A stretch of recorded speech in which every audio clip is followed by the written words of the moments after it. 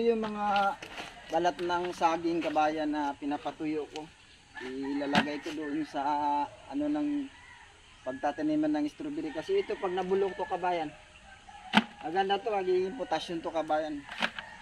Maraming benepisyo yung ano to kabayan pag nabulok to. Ayan, ito na yung pinatuyo natin, yung tinatadtad ko na ano, yung ano ng buko kabayan, natuyo na siya. So, ano yung ano natin. Lagyan natin ng ano, yung ano ng saging. Ayan, pag nabulok to siya, potassium to siya kabayan. Yung benepisyo to sa laman. Nagtatanim tayo ng strawberry kabayan. Darating ang mga ilang buwan kabayan, nabubulok siya sa ilalim. So, pag tinanggal natin siya, lalo siya natin mapakinabangan.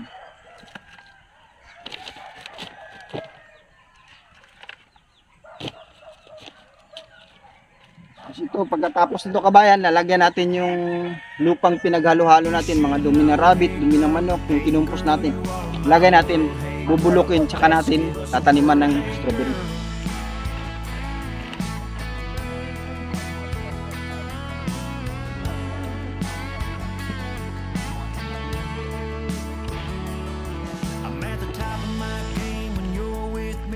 So why don't you stay here permanently?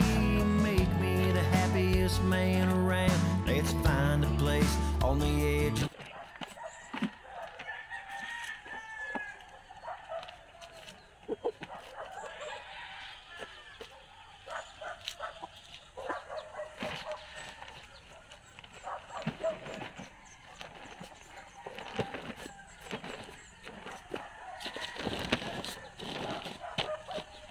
Nabubulok to, bumababa to, tsaka magdadagdag ng mga lupa.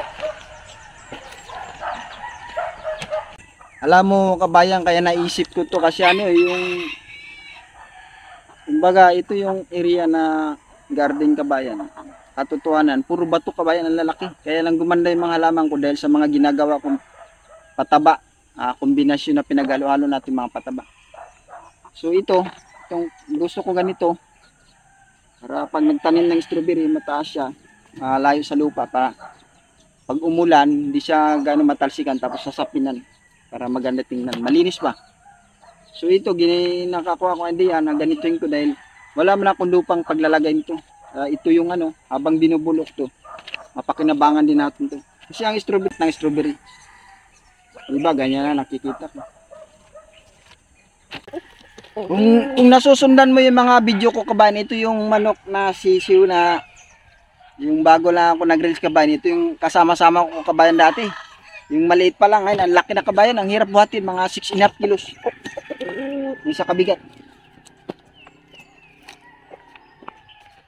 Dati lagi siyang sumasama kapatid kung saan-saan ako dito sa garden. Ngayon hindi na kasi kung mainit na, hinihingal siya. Sobrang laki na ng katawan niya. Minsan na lang ngayon nung sumasama siya pag hindi mainit.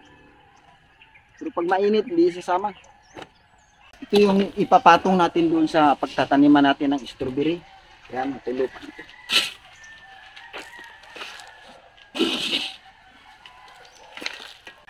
Ito kasi kabayan, sariwa pa mas. Medyo sariwa pa yung ilalim ito. Bababa to kabayan, bababa pa siya. Kasi mabubulok siya, bababa siya ng bababa. So madagdadagdag na ako ng mga lupa, ito yung ano natin, yung compost. Ayan. Yun yung ano natin kabayan.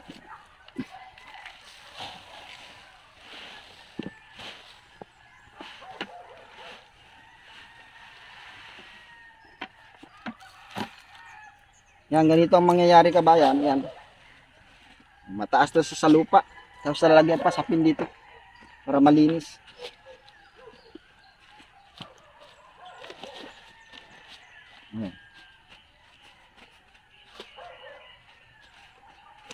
Yes.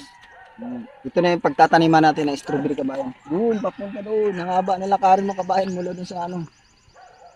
Pag namitas ka ng strawberry. Yan, ilang punong strawberry ito? 1, 2, 3, 4, 5, 6. Pwede 7. Pero 6 lang kasi yung strawberry, habang tumatagal, lumalaki yung puno niya, nagkakaroon siya ng mga crown. So sapat na din yung 6. Tapos dito sa gilid dito tanim para yung pag nagbunga, pag ganyan ang kabayan. Yan. Tapos yung gitna dito, ito yung paglalagyan natin ng mga compost habang nandyan yung mga puno niya, nagpapataba. Habang nagbubunga, dito tayo maglalagay ng compost. Ito sa gitna. Ang mga ilalagay natin dito pag naayos na yung bermihan ko doon na nag-umpisa ako gumawa uli ng ng bulati para makaano ako ng birmikas. So yan ang kabayan. Di ba? Napakatabang yung lupa na dito sa loob kabayan, napakaganda, natural na mga pataba nandito kabayan, halos natural lahat. So napakaganda kabayan pag nabuo. Di ba? Yung bunga ng strawberry pag kinain natin, napakasarap. Kasi yung nilagay natin ng pagtataniman, natural lang lahat kabayan ba. Yan.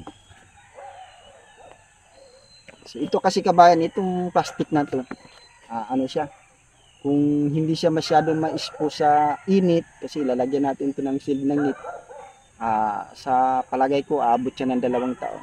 So ang strawberry kasi kung ganito, pag ako nagtanim ng strawberry, mga 1 taon lang po, papalitan ko na. So mga 2 taon bago magamit ko, kahit 1 taon na pwede na. Kasi pag tinanggal mo yung ilalim, papakinabangan mo yung ilalim.